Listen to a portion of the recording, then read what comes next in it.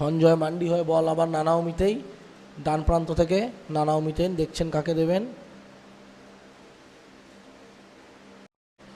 মাঝমাঠের দায়িত্বে Maxon, Maxon থেকে বল পেয়ে গেছেন সেই মিতেই, মিতই থেকে ডান প্রান্ত থেকে বল নিয়ে কোনো শূন্য।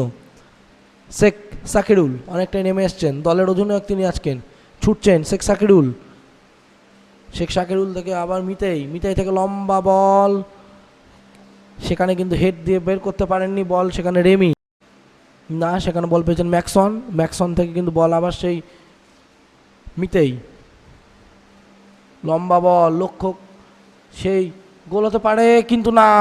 দুরন্ত টেকনোলজি, খুব সুন্দর টেকনোলজিকে কাজে লাগিয়েছেন আমাদের ক্যামেরা পার্সনরা, তারা কিন্তু এই রোদের মধ্যেও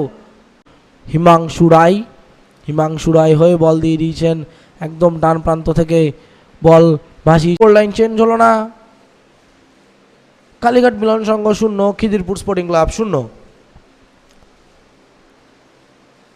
মিতেই কিন্তু 1-2 করে কাটিয়ে নেওয়ার চেষ্টা, জ্যাকব কন্ট্রোলে রেখেছেন, ফাউল, পেনাল্টি কি হবে কিন্তু না, সেখানে রেফারি বাঁ প্রান্ত থেকে শিবম হাঁপিয়ে কিন্তু দেখুন এখানে